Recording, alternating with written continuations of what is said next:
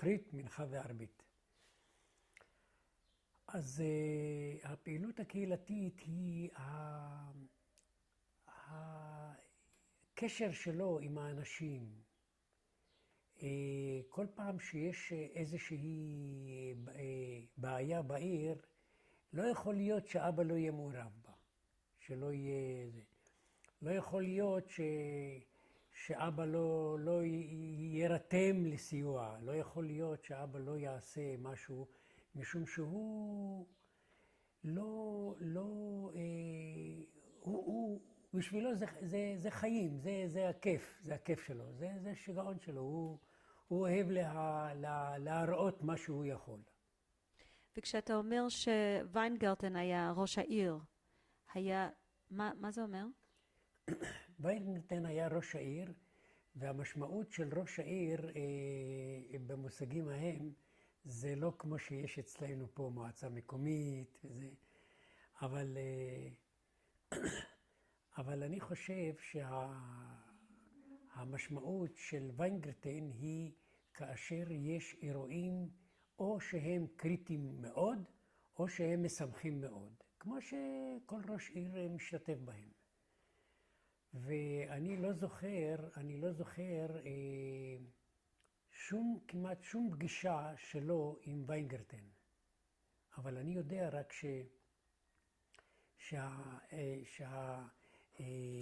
שויינגרטן בא בדרך כלל כדרך אגב לאבא לחנות, אם הוא צריך משהו או שהוא צריך איזה דבר, אבל אני לא זוכר שהוא היה קשור עם ויינגרטן. כי פעיל ציבור זה לא התבטא אצלו דרך פורמלית של רשות מועצה או של העירייה כמו שנהוג אצלנו היום. שם זו הייתה קהילה על פי דרכך ועל פי מעשיך, ומעשיך יעלוך, מעשיך יורידוך. וככה זה היה אצל אבא. אבא עשה את זה את הכל בלי, לפעמים גם בלי שאנשים ידעו. אבל זאת הייתה, עד כמה שאני זוכר. הוא היה מעורה בקהילה, אבל לא כאילו עם תוכנית שבועית מסוימת, איך ועד צריך לפעול ובאיזה ימים הוא פועל ובאיזה שעות הוא עובד. אלא שהכל מקרי וספונטני, ככה שאפשר לומר. וכשאתה אומר, הוא עשה את הדברים, איזה דברים הוא עשה? תראי, בדרך כלל הוא היה נעתר לכל בקשה של אנשים שבאים לבקש ממנו עזרה. וזה אצלו, בבחינת יהרג ובל יעבור. הוא לא יגיד לאדם לא, אבל הוא מסייע לו בכל מה שאפשר, במקרה והאיש פונה. עכשיו, במקרה שאבא פונה, המעורבות שלו היא בדרך כלל קבלת החלטות, להיות שותף בקבלת החלטות לגבי והכל סביב בית כנסת, לגבי התפילה עצמה, לגבי מה עוד יש שם, יש איזשהו צורך ברכישת איזשהו ציוד לבית כנסת, אז לא יכול להיות שאבא לא יהיה שותף. יש כל מיני דברים שאני לא זוכר אותם כרגע בילדות, כמו שאני היום יודע מה פירוש להיות חבר מועצה. מאחר ואני הייתי חבר מועצה גם, אז זה משהו שונה לגמרי. עכשיו, כמה פעמים אתה הזכרת את הבר מצווה שלך? עכשיו, אתה יכול לתאר לי איך בחור ברובע, או אתה בעצם, איך אתה עברת את כל החוויה של בר מצווה, איך הכינו אותך, ואז מה הייתה המסיבה ומה עשו?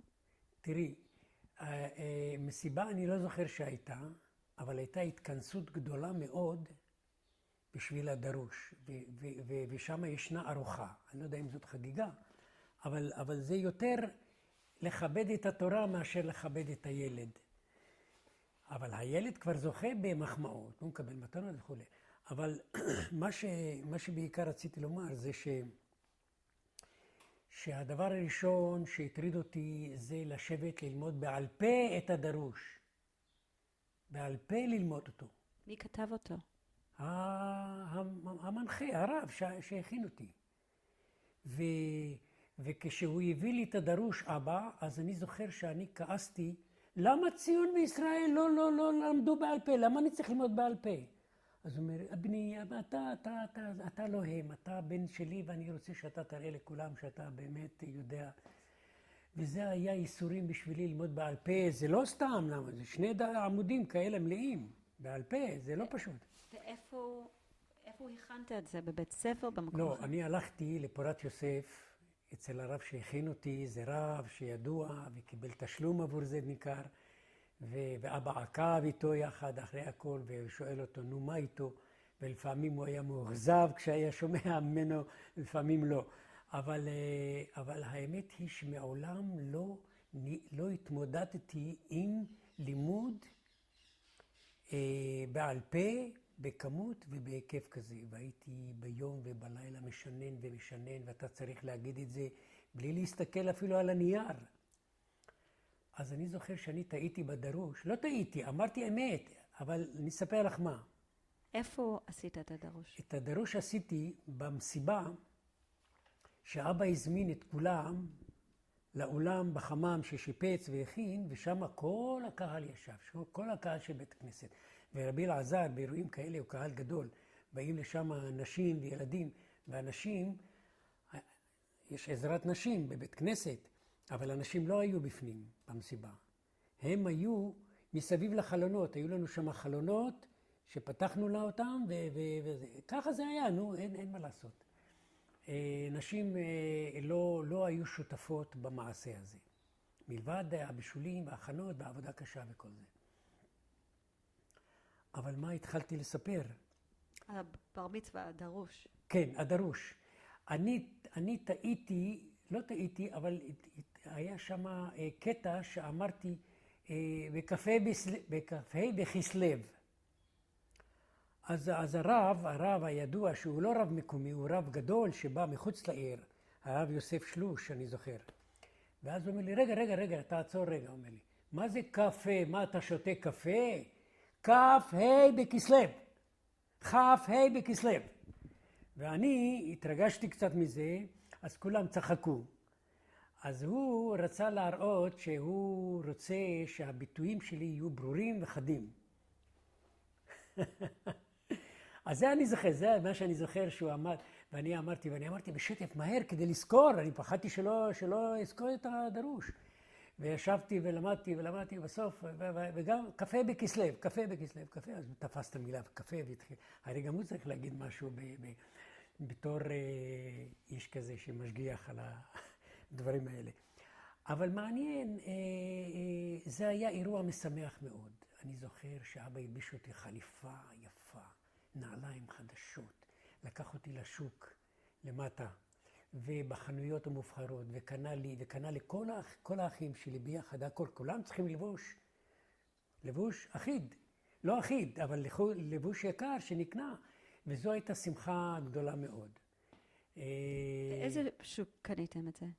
יש שוק של נעליים, ושוק של בגדים, ושוק שזה בעיר עתיקה, אם את מכירה את עיר עתיקה, אז יש שם סוג אל עטרין, מה שנקרא. ושם מוכרים סוג של תבלינים ושוק כל דבר. אז הלכנו לשוק של הנעליים ושל הבגדים, ושם קונים בלי סוף. אבל הוא קנה לי נעליים, קנה לי הכל חדש. לא בעיקרון בגלל שאין לי מה ללבוש או משהו כזה, אלא זה פרינציפ, ללבוש מגופייה, תחתונים, גרביים, הכל חדש. אז הרגשתי חדש, וככה גם האחיי ואחיותיי. אז כן. באותו יום של הבר מצווה, היה משהו בבית כנסת או רק אחר כך בבית? לא, זה היה תפילה בבית כנסת, מסודר, ועלייה לתורה, ואני עליתי לתורה, ובירכתי. שם אמרתי בעל פה את הברכה, זה לא שיחק איתי כל כך הרבה, כמו 2 עמודים שהייתי צריך ללמוד. אבל בית הכנסת מחניפים מאוד האנשים שבאים לשם, וכשיש אירוח רוצים לעזור ורוצים להראות שגם הם פעילים ורוצים לכבד את אבא כאילו. וזה מה שאני זוכר, שאחר כך התחילה תהלוכה, והתהלוכה זה בשירה וריקודים. בשירה וריקודים, ולקחו אותי, גם הרימו אותי וכמה פעמים. ועד שהגעתי לבית, ואחר כך מתחילה, לא הדרשה, מתחילה השיחה בין הרבנים ועם הכל, ואחר כך גם הרבנים, כל אחד אומר משהו, אני כבר לא זוכר בדיוק איך העבירו את הזמן, זה לא רק בדרוש, אחר כך דרוש זה ויעלה כבודו ויאמר את הדרוש. ואז אני צריך להרגיש רעדה וחלחלה, להגיד את הדרוש הזה. אז בזמנו בנים לא קראו את הפרשה שלהם? כאילו היום בנים צריכים ללמוד את הפרשה או את ההפטרה או משהו? את הדרוש. לא. הפרשה שהייתה? כן, אז גם קראתם את הפרשה או רק את... אני באמת לא זוכר מה היה עם הפרשה.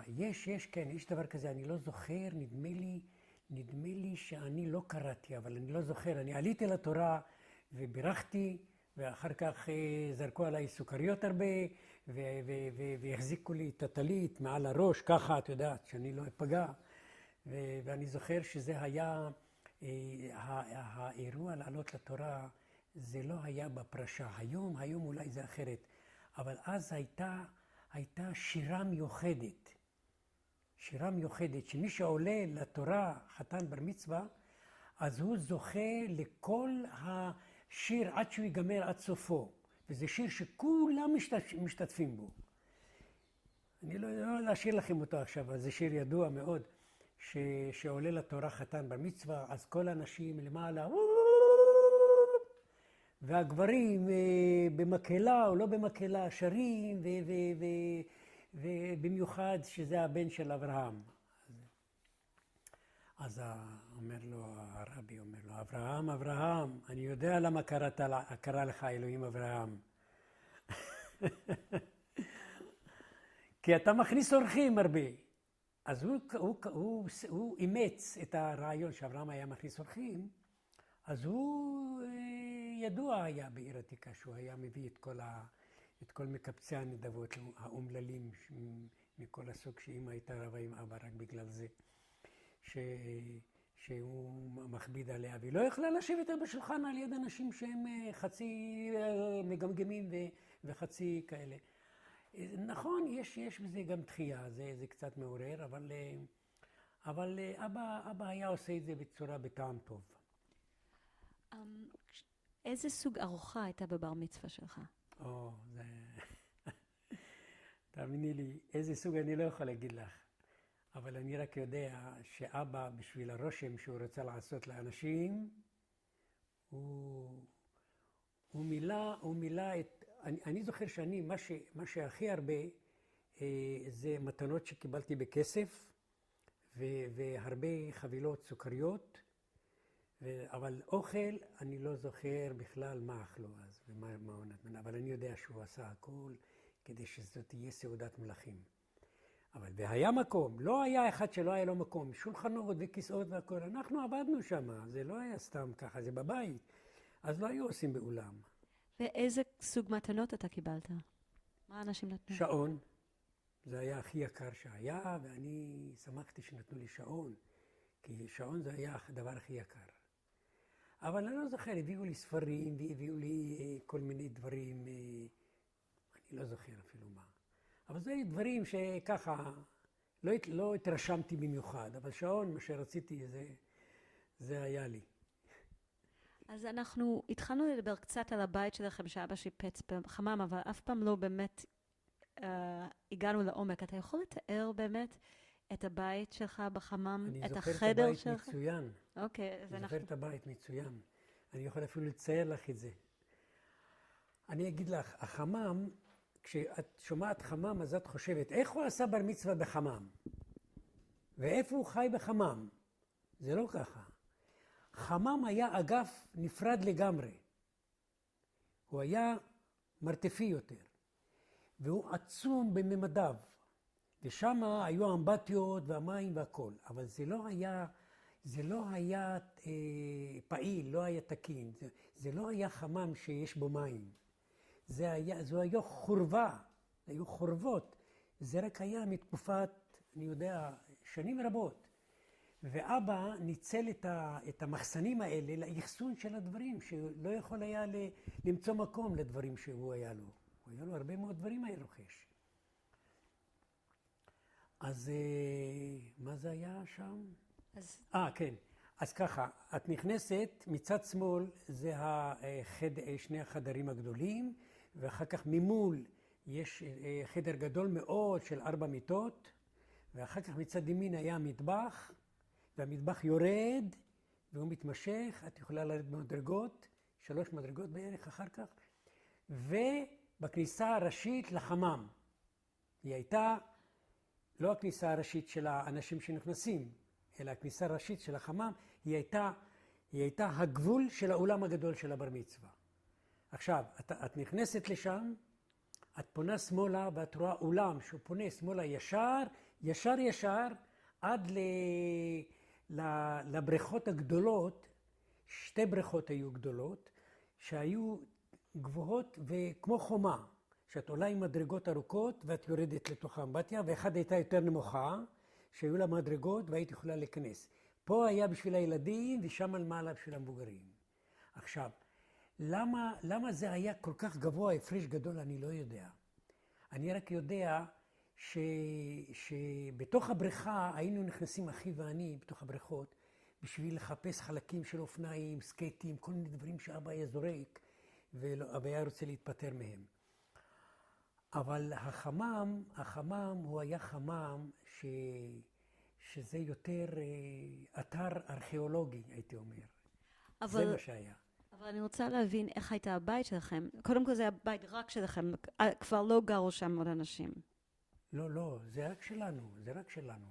ואני אומר לך, אני היום שהלכתי עכשיו לראות, אחי ואני נכנסנו, וראינו איך שהם שיפצו את הבתים, את החדרים, ודיברנו, הנה, אני פה ישנתי, ופה אבא ישן, ופה אמא ישנה, והתחלנו לדבר על המקומות, ועל המקום של ציון, שעלה מיטה גבוהה והיה מקבל נעליים על הראש. והיינו, את יודעת, ישבנו שם שעה שלמה, בשביל ליהנות מהזיכרונות האלה. ואני לא אשכח, זו חוויה טראומטית שהייתה לי, כשנכנסני ואני סיפרתי לציון, אמרתי לו, תשמע, אמא ביום אחד פתחה בצעקות אימים, וכולנו פחדנו. בואו תראו מה שאני רואה, בואו תראו, מה אני רואה? היא מרימה את המזרון, סדרת המיטה של אח הגדול מיכאל, שהוא כבר לא היה שם, וראתה אקדח מאוזר עם קנה ארוך. וואו, מה שהיא עשתה. תראו מה הביא לי, תראו איזה צרות מעמיס עלינו הילד הזה. בקיצור, אנחנו, אחי הגדול, ציון, הוא בא מיד, לקח אותו, אל תדאגי, אני אקח אותו ושם אותו בכיס ויצא. ואז התחילו המחשבות שלו, ואז התחילה להרגיש שהוא באמת פעיל במחתרת. ולאחר מכן, אם את זוכרת, אני אמרתי שהיו באים ודופקים הבריטים, ומאז שאמא זוכרת את החרדה הזאת, כשהיא ראתה את האקדח, הייתה בעוצמתה מאוד. וזו הייתה חוויה שאני לא אשכח אותה. אני בכלל הייתי קטנצ'יק כשעמדתי בצד והסתכלתי על הכל, וחלחלתי, וגם כן, על כל צעקה, פחדתי.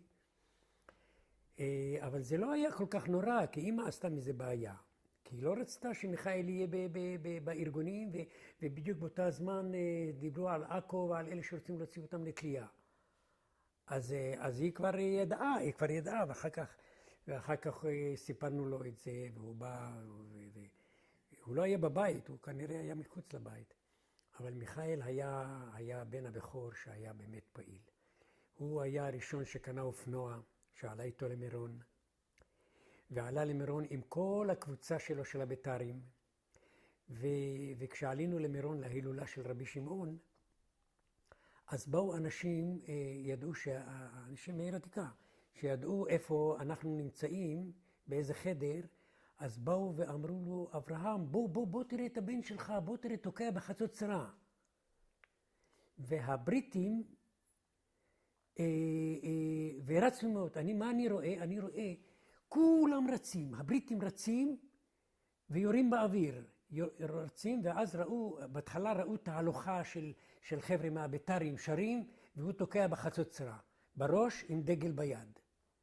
ואיך שהוא שמע יריות, כולם התפזרו, וגם הם ברחו, בבת אחד.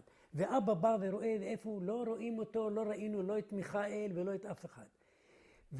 ואז חשבנו שמיכאל בכל זאת תפסו אותו ולקחו אותו, אבל לא היה ככה. מיכאל ברח עם כל החבר'ה שלו, התפזרו. וזה היה כנראה מין אקט הפגנתי של התנועה, והאנגלים מהר תפסו את האנשים האלה. מיד. עכשיו, הוא נתפס, איך אני לא יודע, נתפס באירוע אחר ונלקח ל3 שנים בלטרון. היה 3 שנים. אתה יודע מה הוא עשה? מה? אתה יודע מה הוא עשה? לא, אני לא יודע, אני לא זוכר מה הוא עשה. אני רק יודע שהבריטים תפסו אותו, הם ידעו שהוא מפקד באצ"ל, והם קיבלו אינפורמציות כנראה, אני לא יודע, אבל אז לא ירדתי לעומק הזה, אני לא יודע מה הוא עשה. לקחו אותו למעצר, כמו שלקחו את שפרינצק ודוב, כל הגדולי המדינה נלקחו יחד איתו היו. זה לא רק הוא לבד. מי היה? היה דוב יוסף ושפרינצק, ואני חושב שאפילו בן גוריון היה שם. אני חושב, לא בטוח. איך זה השפיע עליכם, על המשפחה? קודם כל, אמא לא הפסיקה לבכות מאז שהוא היה, ואנחנו היינו צריכים לעלות כל פעם אליו ולבקר אותו. והייתה מכינה, זה היה בשבילנו גם טיול, אבל היינו נוסעים לשם. והוא היה, אחי היה מכין צעצועים בכלא הזה. וכולם ידעו כבר שהוא היה מפקד באצ"ל. וצעצועים מעץ, וכל פעם שהיה מקבל חופשה, היה בא אלינו לילדים לחלק את הצעצועים. והוא היה עושה כל מיני צעצועים, והוא היה ידוע שם במעצר, כל החברים שלו אהבו אותו מאוד. אז זה מיכאל. ומיכאל היה כנראה הרבה יותר ממה שאנחנו ידענו עליו. כי הכל היה שקט. רק כשהוא בא עם ישראל וציון לבית, אז התחילו הוויכוחים. למה אצ"ל צודק יותר, ולמה לח"י צודק יותר, וציון עומד בצד מהפלמחניק, אומר, אתה פלמחניק, שתוק, אומרים לו. אז זאת האווירה שהייתה, ואמא סבלה מאוד ופחדה, והיא ידעה, שומעת, זה באצ"ל וזה בלח"י. תגידו, מה זה אצ"ל, מה זה לח"י, מה עושים, מה עושים ואיך עושים? ואוי ובוי, וכל דבר צעקה וכל דבר בכי, ואת יודעת, מריטת פנים, ככה זה אצל הזקנות. ומה עם אבא? איך הוא התנהג עם כל זה? תראי, אבא הוא היה יותר מתון. הוא יותר מתון. הוא לא היה היסטרי כמו אמא, אבל הוא היה קשוח. הוא היה קפדן מאוד.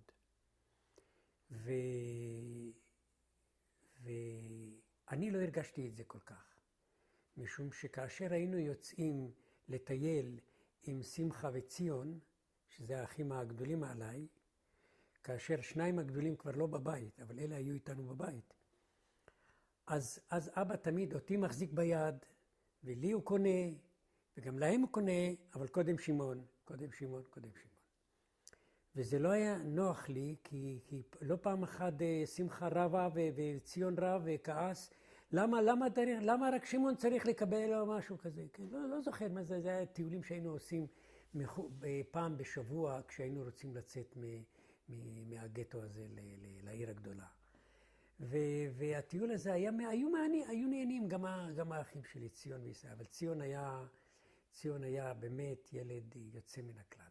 הוא היה ילד שהיה בתנועת נוער, רואה, מסתכל, ורואה איך שאח שלו מקבל זרם חשמלי מאיזה מגהץ, אני חושב שהוא היה, בבית. הוא עומד בראי ומסתרק יפה ציון, ופתאום אני שומע צעקות, אני רץ מהר, אני רואה את אח שלי רועד מהזרם שהוא קיבל. אני כבר יודע מה עשה. הוא טיפל, הוא קרא לעצמו חשמלאי, כי היו מזמינים אותו לתקן בבית חשמל, ישראל. אז הוא תיקן משהו ונגע והתחשמל. ואז אני ראיתי ציון קפץ, עזב מהרגע הזה של הראי שהסתרק, ראיתי שהוא פופס מיד על החוט, מושך אותו מהתקע. ואז ישראל נבהל והתחיל לטפס לגעת בעץ. ואני לא יודע איזה מין אינסטינקט זה אינסטינקט נאמר לו שאם אתה נוגע בעץ, אתה לא מתחשמל. אז הוא תפס את הדלת למעלה ולא רצה לעזוב אותה. אז הוא אומר לו, די, עזוב, הנה, אנחנו כבר... לא, ככה היה סערורי, עד שהוא השתחרר והורדנו אותו והשבנו אותו וזה. אז אלה דברים שככה זכורים לי לפתע פתאום של... זה מקסים. אבל אני רוצה... לא. אני רוצה קצת יותר לדבר על זה שהיה לך 3 אחים ב3 תנועות שונות, ואיך זה באמת היה משפיע על הבית. קודם כל, מה היה בבית המחשבה על הבריטים? האם דיברתם על זה? מחשבה על הבריטים, אני יודע רק שלמיכאל היה לו חבר אנגלי, והוא היה בקישלה. בקישלה, את יודעת איפה שזה? זה על יד מגדל דוד. זה בצוהר חוקי, ממש כמו שהבריטים יודעים לבנות. והיה לו חבר אנגלי, ואנחנו הלכנו, אמא ואני, וכולנו הלכנו לבקר אותו, ואז הוא מספר לנו שזה חבר שלו. ומה הסתבר? שהוא יהודי, מדבר אנגלית, ולא ידעו מזה. אחר כך סיפרו על מרגל יהודי, מרגל אנגלי, שנמצא בעיר העתיקה.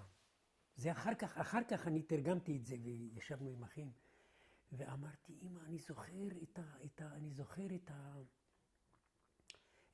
את האנגלי הזה, שהיה חבר של מיכאל בכלא.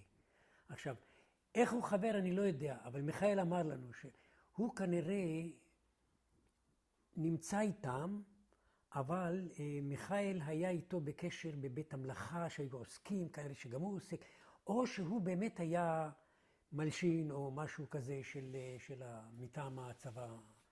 לכן גם תפסו אותו ל3 שנים. אנחנו לא ידענו על משפט, אף פעם לא היינו ולא יודעים כלום. אנחנו יודעים שיש לו 3 שנים לתוך הכלא. זה הפחיד אותך או זה? מה זה גרם לך להרגיש שאח שלך היה בכלא? תראי, אני לא זוכר שאני פחדתי ואני לא יודע אם לא פחדתי. אבל אני זוכר דבר אחד, שבשבילי הוא היה סמל של גבורה.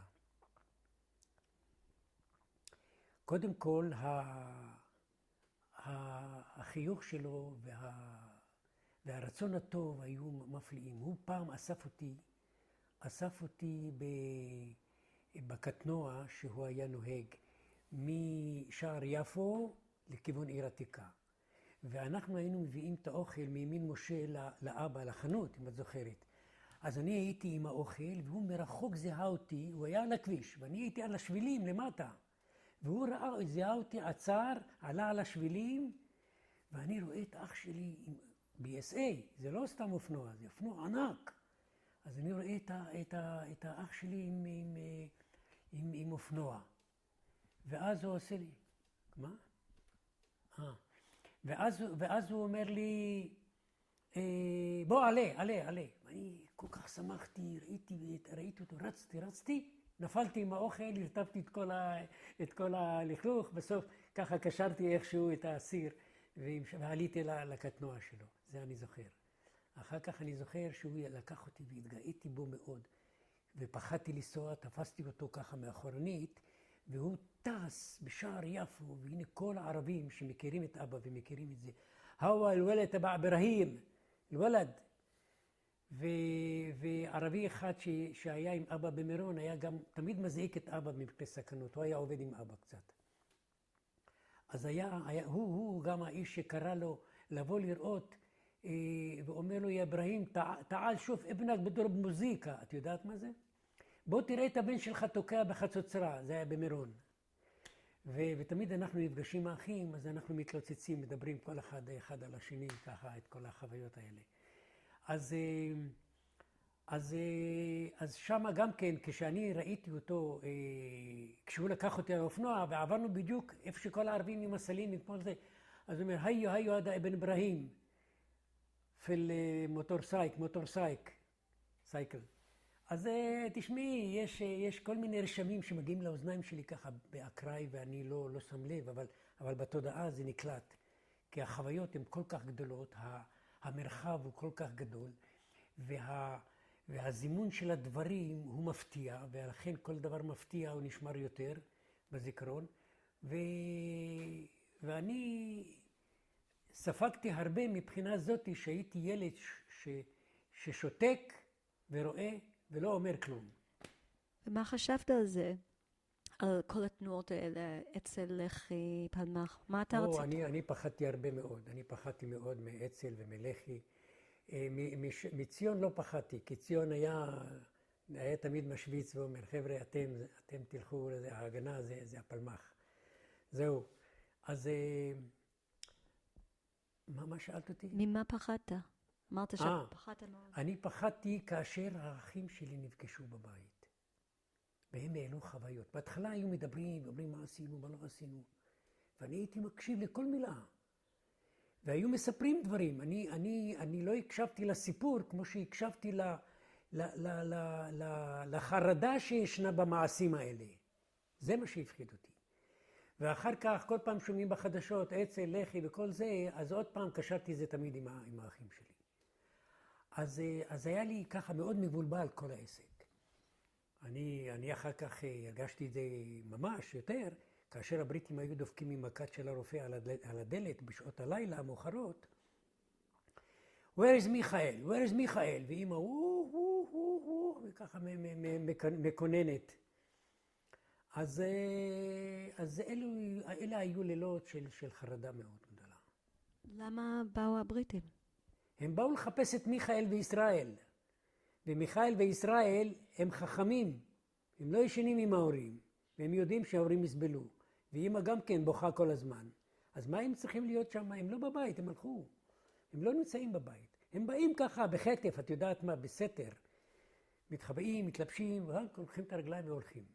ישראל היה יותר קצת, כי הוא היה בלח"י ולא היה כל כך פעיל. הוא לא היה מפקד, הוא היה פעיל. אבל מיכאל היה רציני, הוא היה ממש מנהיג. הוא היה מנהיג באצ"ל. למה לדעתך הוא השאיר את האקדח בבית? איך, מה? למה לדעתך הוא השאיר את הנשק בבית? לא, זה היה ביום שהוא היה. זה היה או שישי או שבת, אני לא זוכר. והוא היה, אבל הוא לא נמצא בבית באותו רגע. הוא בא לחופשה, נדמה לי שהוא לא היה, הוא היה בסביבה. משהו כזה, לא יודע מה. אבל מה, הוא ייקח איתו אקדח? אז הוא השאיר אותו מתחת למיטה, כשהוא קם מהמיטה לישון, הוא שם את זה מתחת לקר. והוא כנראה לא חשב שאמא תראה את זה או משהו. אבל כשאמא ראתה, עשתה מזה סיפור, היסטריה. אבל אחי ציון יותר חכם. הוא לקח את זה, שם את זה בכיס, אמר, די, זה שום דבר, זה צעצוע. והיא יודעת מה שזה. היא ראתה נשק כבד, זה לא סתם. אתה לפני המלחמה, בזמן שחיית בעיר העתיקה, אתה חשבת שיהיה מדינה? מה חשבת שיהיה? אם חשבתי שתהיה מדינה, אני למדתי בתלמוד תורה, ששם כל הגבורות של עם ישראל היו גם בין היתר, גם התנועה החלוצית והארגונים הציוניים היהודיים, ככה שזה לא הייתה ישיבה כמו בישיבה. אז לכן קשרתי תמיד את התנועות בכך שהן פועלות בישראל ומחוץ לישראל. ולכן הדברים האלה ככה היו מעורפלים קצת. אבל אני ידעתי. תראי, אני הייתי כבר בן 13. אחר כך בן 14, בגיל 15, עד מלחמת השחרור. אז בינתיים זה... לא, התקופה הזאת שהמיכאל היה בלטרון ויצא, זאת לא התקופה שהיה עם האקדח. זה היה לפני שהוא נאסר בכלל. הוא היה בסוף, לקראת 3 שנים האחרונות, הוא היה בלטרון. איך באמת הבריטים היו איתו? אנחנו צריכים לעצור שנייה, יש איזושהי בעיה טכנית, ואנחנו נחזור עוד מעט. אז כשעצרנו דיברנו על מיכאל, בזמן שהוא היה בבית כלא, ואני כמעט שאלתי, איך באמת הבריטים התנהגו איתו בכלא? איך היה בשבילו בכלא? תראי, מיכאל היה, אני לא זוכר שהתנהגו אותו לא יפה. שם זה היה מחנה מעצר, שהיו כולם בתוך צריפים גדולים, את יודעת. אז זה התחיל במחנה מעצר, ולא זוכר שום פגם במעצר שלו, שמישהו התנכל לו, או סחט אותו, או שהוא ניסה לייסר אותו בעינויים, או משהו כזה. דברים כאלה, לא זוכר דבר כזה, אני רק זוכר שההפך. הוא היה חברמן שם, היה עוזר לכולם, והיה מכין להם צעצועים לכולם, והיה מביא כל פעם. היו נותנים לאסירים האלה, זה היה מין מחנה מעצר חופשי כזה.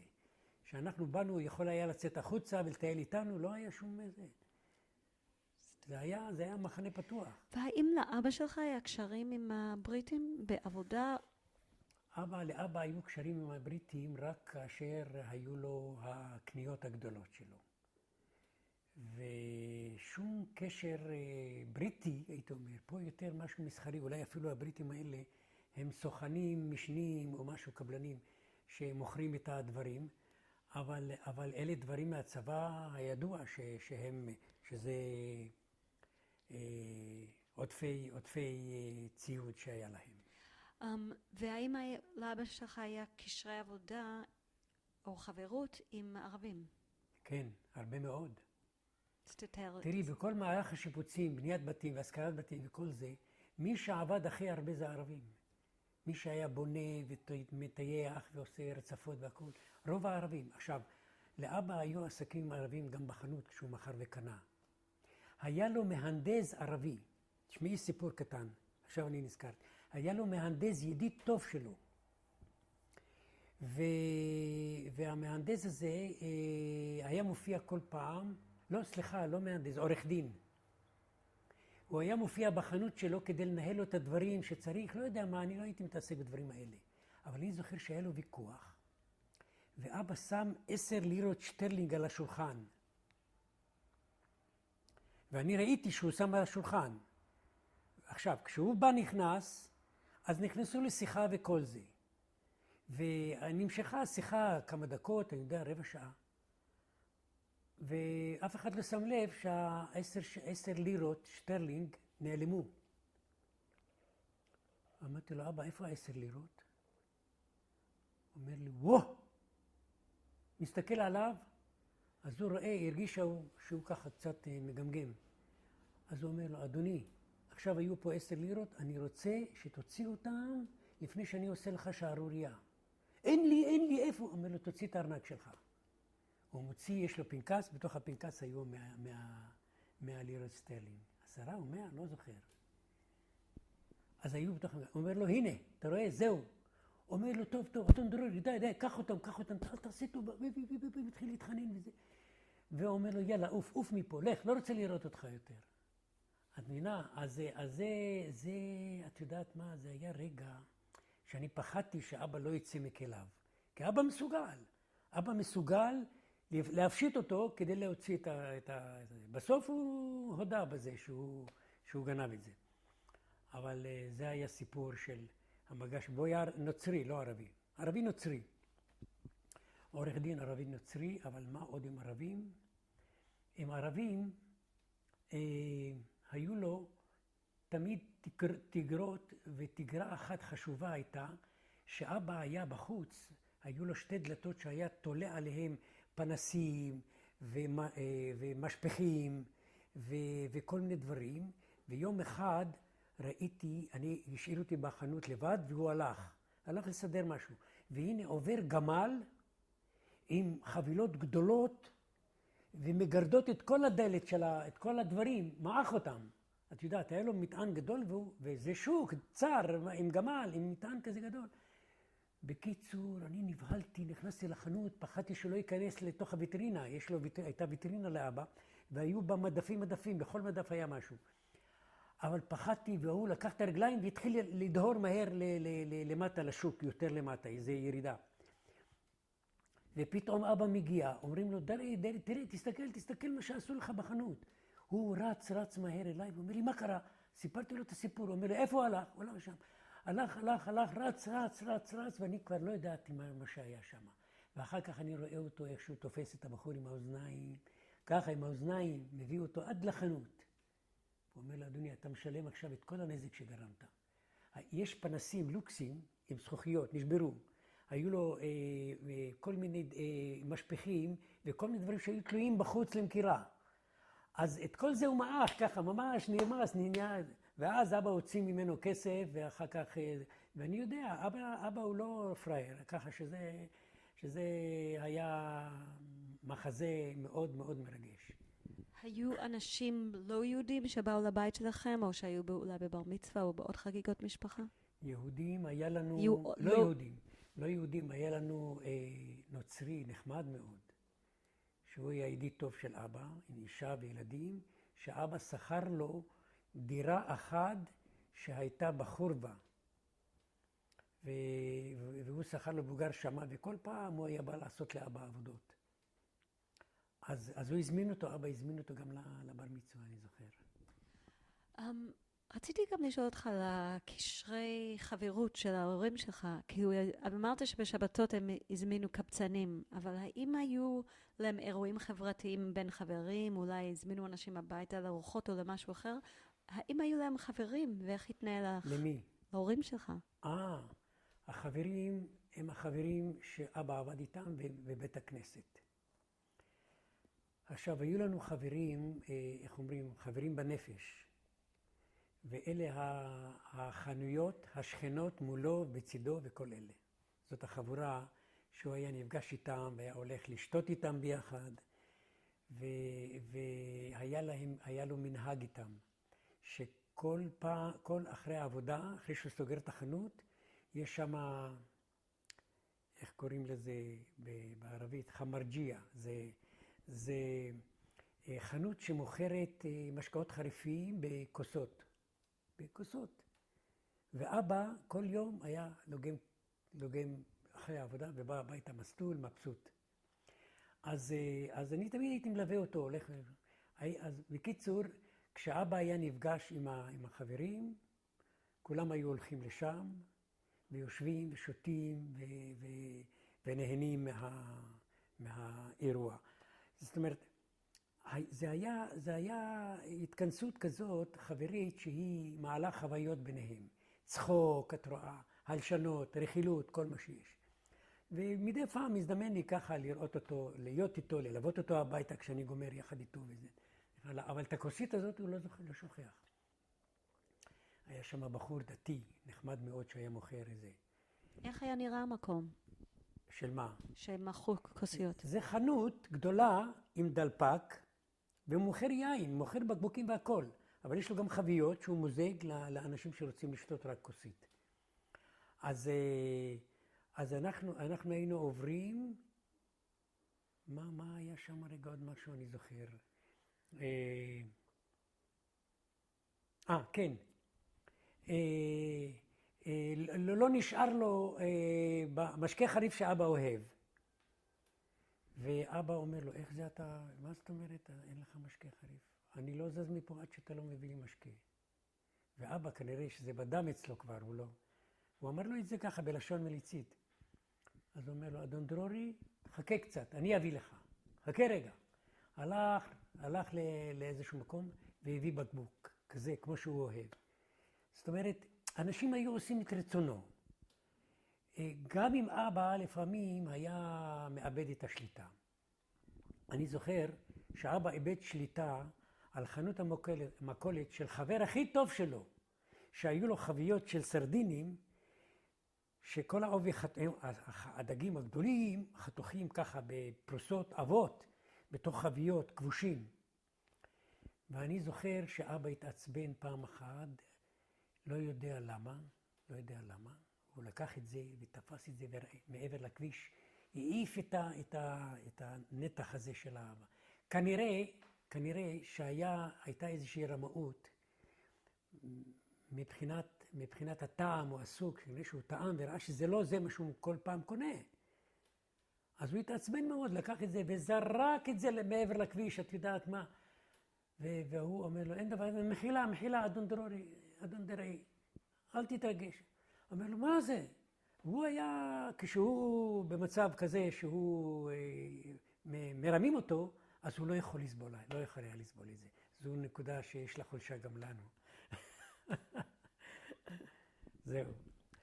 החברים האלה, כשהם הלכו למקום, כאילו לחנות הזאת, איפה היה מקום ישיבה שהם יכלו לשבת לא, לא, לא. זה היה דלפק. אז הם פשוט עמדו. והחנות הזאת נמצאת בדיוק במעבר לחורבה, במעבר לרחוב חב"ד, שם גרנו קודם.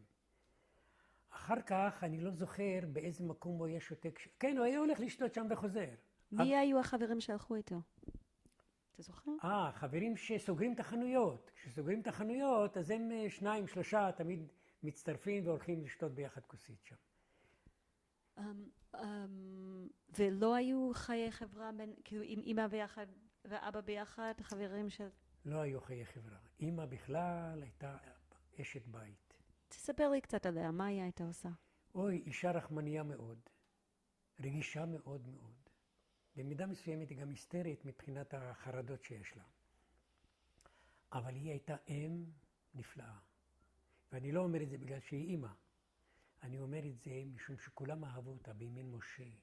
איזה עוגות הייתה עושה, ואיזה שכנים טובים היו לנו. אחר כך כשעברנו לעיר עתיקה, כולם אהבו את אימא. ואימא, גברת רחל.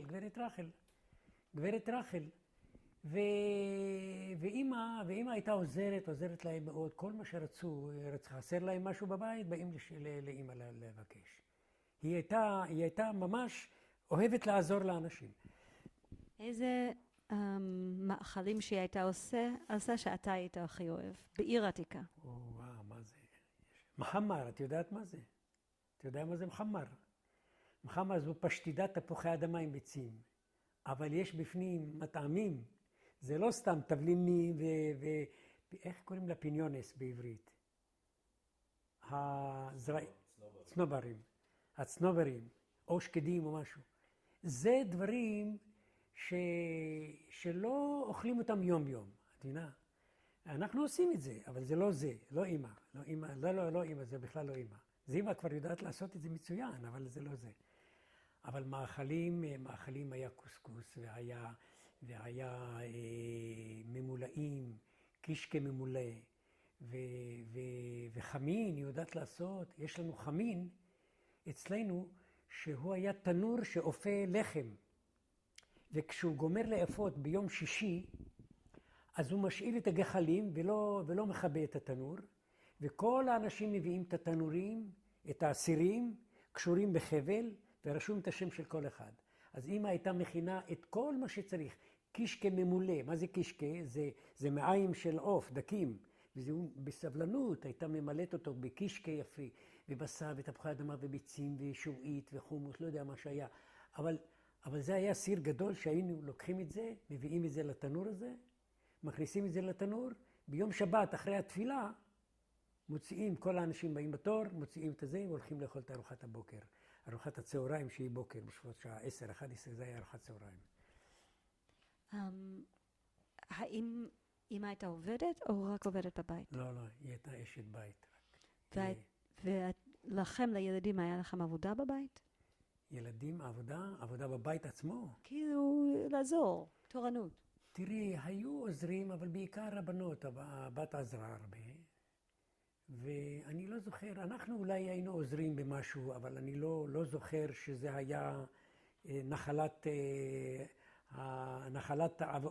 בקשתה, שתמיד היא רוצה ואנחנו נהנים לה מהר, אבל זו הייתה אימא מסורה שידעה להשתלט על כל המערכות של הבית, וידעה כל דבר, וידעה לבשל, וידעה לכבס, וידעה לסבול ולהתעייף ולישון מאוחר בלילות. היא הייתה דינמית לא פחות מאבא, אבל היא הייתה רגישה מאוד. חיננית, היא הייתה מאוד חיננית במראה. אני רוצה להראות לך תמונה כמה שהיא יפה הייתה כשהייתה צעירה. מתי אתם שיניתם את השם? ואיך זה קרה? אני. כל המשפחה נהייתה דרורי? תראי, זה לא כל המשפחה, אבל אני התחתנתי אז עברתי את השם, ואחר כך אחותי ואחי, זה הכל. אבל השאר לא. ושאלה אחרונה, כל הפסלים האלה של ירושלים, מה הם בשבילך? למה אתה פסלת את ירושלים? תראי, זה בכלל עולם אחר. אני יצאתי מהסטיגמה של עיר עתיקה. יצאתי מהר מאוד, השתחררתי מאבא ואמא, ויצאתי לגדנ"ע ים. הייתי מדריך בגדנ"ע ים גם. היינו יוצאים בסירות מפרש. וזה פתח לי את האופקים שלי בצורה מדהימה. אני כבר לא אותו שמעון שהייתי פעם. אני לא תלמיד ישיבה. ואני כבר לא בעיר עתיקה, אני בעולם אחר. ומשם התגייסתי לחיל הים, ואחר כך הייתי רב מלאכים על אוניית סוחר. הייתי 8 שנים רב מלאכים. אבל התהליך הזה הוא תהליך שמתחיל ביסוד חשוב בגדנ"ע ים, מפקד סירה, ואחר כך התגייסתי לחיל הים, שם הייתי מדריך בבה"ד, בבסיס הדרכה, ואחר כך עליתי על אוניות של חיל הים. הייתי עד לשחרור, חודש אחרי השחרור, השתתפתי במבצע, קודם כל השתתפתי בחיל הים בכיבוש אברהים אל-אוול. את יודעת מי זאת? אתה סיפרת לי קודם. כן. אבל... אז אנחנו עשינו את הסיבוב מסביב לאפריקה, בשביל לפרוץ את הדרך לשארם א-שייח, וכמובן צברתי ניסיון גדול מאוד. אבל השאלה שלי היא ספציפית בקשר לפסלים הספציפיים שעשית על ירושלים. סליחה, לא, זה בסדר? אני סטיתי. זה בסדר. אז תראי, אני יצאתי והחלטתי שאני את הים עוזב, ואני מתחתן, כי ים זה לדגים. ואז התחתנתי, והחלטתי, אני הכרתי את אשתי בסמינר, ומאז התחלתי ללמוד אומנות. למדתי אומנות, סיימתי גם את סמינר למורים, סמינר הקיבוצים ואורנים. אחר כך למדתי באוניברסיטת חיפה, תואר ראשון חינוך ואומנות, ואחר כך לתואר שני בירושלים, גם כן המשך של האומנות, כן? וגם כן המשך של האומנות. אבל שמעון, אני שואלת רק למה פסלת ספציפית את ירושלים? הנה, אני מגיע. ירושלים, התכוון. אני חשבתי לספר לך על קררה, כי הייתי בקררה באיטליה, שם עבדתי. אז שם שאפתי הרבה, ספגתי הרבה מאוד. ירושלים, למה ירושלים? אני אגלה לך את האמת. אני נתבקשתי להגיש מכרז, להשתתף במכרז של פסלים שמשקפים את ירושלים. ולא זכיתי בו. משום שהוא היה יותר מדי פיגורטיבי כזה, יותר מדי מדויק, יותר מדי כנראה ארכיטקטי. ומסתבר שמי שזכה בפרס זה היה רק זה שהגיש את הצורה המופשטת יותר. ועשיתי ועבדתי ולא זכיתי, זה נשאר.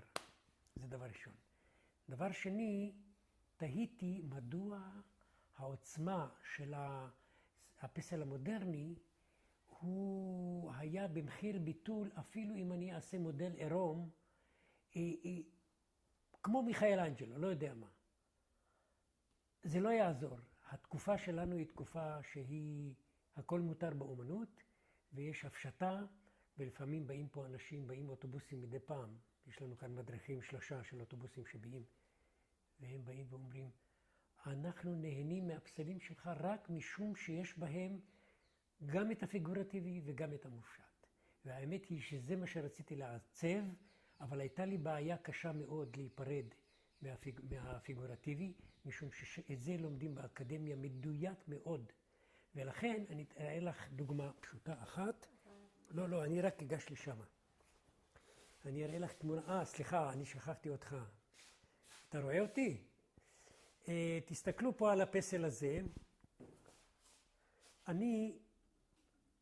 הצד הזה, דמות של אישה מאחור, מופשט, נכון? ואני רציתי להשתחרר מהפיגורטיבי ולעבור למופשט. ואז התחלתי לפסל את האישה בצורה מופשטת, קוביסטית כזאת. ולאט לאט הרגשתי שאני הולך וזוחל, ומגיע לנער בחיק אמו. אמא מחבקת את הנער שלה. ופתאום אני מגלה את זה, ואני אומר, רגע אחד, אני כבר לא יכול להיות פסל אבסטרקטי. זה כבר בדם שלי. אני מצטער, שיבשתי לך כאן את העסק. אני חשבתי שתסתובב אחריי. טוב, האמת היא שאני כבר הצבתי את הסגנון שלי, ואני יודע אני הייתי בקררה באיטליה, ושם עבדתי עם פסלים הרבה, והם שאבו כבר את האבסטרקט ואת כל הפסל המופשט, פסלים מופשטים בצורה שאני כבר לומד להבין את ההפשטה מתוך הדמות הפיגורטיבית, להוציא ממנה את הדברים. תודה רבה על הכל. בסוף כל רעיון אנחנו משחקים משחק קטן, כן. שאני שואלת כמה שאלות מאוד מהירות, ופשוט לענות את הדבר הראשון שעולה לך לראש. אז השאלה הראשונה, איך קוראים לך? שמעון. ומה הריח, כשאתה חושב על העיר עתיקה, איזה ריח אתה חושב עליו? ריח של תבשילים, ריח של שבת, ריח של החמם, לא שלנו, של הבית מרחץ, שהולכים עם אבא כל יום שישי, ריח של השוק, שוק, זה בכלל חלום, הפירות והירקות שאבא היה מביא הביתה. מה זה? זה חלום, אי אפשר. המאכלים, התבשילים של כל מיני אנשים אחרים, ובמיוחד כשיש מחווה של שכנים, אז מחליפים אוכל, אז זה בכלל תואמת מפה ומשם, ובכלל זה. אבא בכלל בסעודה של שבת, זה היה משהו, הריח הזה של כל... אני מקווה שאת התכוונת לריח פיזי. כן, מה המנגינה של הרובע? מה המנגינה שלה? זה סיפור. תשמעי, אני נחשבתי עם קול טוב. למה? אבא היה אוהב אותי מאוד. בגלל שאני הייתי שר בבית הכנסת. ואני הייתי גם בחבורת הזמר פה בכפר תבור. רגע, את שאלת אותי מה? מה הייתה המנגינה של העיר העתיקה? המנגינה של העיר העתיקה שקשורה בעיר העתיקה? מבחינתך, כשאתה חושב... מבחינתי, העליות למירון היו מלווים בתופים ובמחולות. השמחות, שמחת תורה, שזאת חוויה בלתי רגילה, לרקוד עם ספר תורה, לתת לי, אחרי שאני הגעתי לגיל שאני יכול כבר להחזיק ספר תורה ולסמוך עליי שאני לא אפיל אותו. זו הייתה חוויה בלתי רגילה. קולות, זה נגינה. הקולות של הבריטים שדפקו על הדלתות. הנזקים שאני גורם לאבא בחנות כשנשבר לו כוס או צלחת או משהו, איזה סיר זכוכית או איזה אגרטל, איזה וזה יקרה, אני לא יודע מה. הדברים האלה מהר באים לביטוי אמוציונלי. מה הייתה החוויה הכי שמחה שלך בעיר עתיקה? בעיר עתיקה? כשקנו לי שעון, את יודעת מה זה? אני הייתי שם ציור, מצייר שעון, ועושה על יד הילדים ככה כדי, את יודעת, מי שהיה לו שעון, רק מי שבאמת יכול היה לקנות. ואני לא יודע גם למה אבא היה צריך לחכות רק עד לבר מצווה. ולאבא היו שעונים בחנות, היה לו מדף של שעונים, אבל כולם מקולקלים. אם אתה יכולת לחזור למקום אחד ספציפית בעיר עתיקה, איפה זה היה? אם הייתי חוזר. אם אתה יכולת היום לחזור למקום כפי שהוא היה אז, איזה מקום? שהיה אז, חוזר לחמם בחורבה. זה הבית שאנחנו נכנסנו אליו, אחי ואני, וראינו את החדרים, כמה שהם בדיוק נשארו כמו שהיו. ושום דבר לא השתנה. ואני יכול להיכנס עוד 100 פעמים ולספר לך בדיוק מה קרה, איזה תרחיש היה בכל יום בבית הזה. איזה בן אדם הוא היה הכי ציורי, הכי ציורי, הכי מוזר, הכי מעניין, שאתה זוכר מהרובע? דמות. יא אללה, איזה שאלות יש לך, אני אומר לך, את מזכירה לי עכשיו דברים. היה לנו חבר טוב של המשפחה, שהיה לו במשפחה אחד שחולה סהרורי, איך זה נקרא? שהוא היה עולה לחומות ועולה, עולה, עולה עד לרגע שהוא נופל ועושה תנועות כאלה. היה מקבל התקף. והיה עומד על האוזניים, וכולם היו מהר רצים לתפוס אותו, וכך היה עושה. החוויה הזאת, אני לא אשכח אותה, משום שהחומה הקרובה ביותר, זה היה לא רחוק מהחקורה שלנו, איפה ממיטת הספרדים. וכשאנחנו רואים את הבחור הזה, שהוא הולך תמיד למקומות האלה הגבוהים, אז הוא עושה תנועות של ליפול. והיה עולה, עולה, עולה עד למקום שבאמת היו צריכים לתפוס אותו, כי את יודעת איזה תהום יש מאחורי החומה. זה משהו, אני מסתכל בעצמי ככה, אני ממש נבהל מהגובה הזה שלה. וזה היה אדם שהסתובב, אבל הוא היה חולה נפילה, חולה סהרורי כזה, את יודעת. והיה ידוע בארתיקה, היה עושה כל מיני קונצים גם, את יודעת, הוא לא היה שפוי. ולכן זה... מה היה, האם אתה נכנסת ומה היה החוויה שלך במפעל המצות? מפעל המצות? נכנסת לשם? אני נכנסתי, כן. החוויה, זאת לא חוויה, אבל זה היה כיף לאכול מהמצות. היו מכבדים אותנו במצות. תשמעי, החוויה של המצות זה סיפור אחר לגמרי לפסח. ואם תרצי, אני יכול ביום אחר לספר לך את הסיפור של חוויית הפסח בבית והכשר והחמץ והמצות, ומה עושים מהמצות, אז זה סיפור לשעה ארוכה. אוקיי, צריכים לעצור.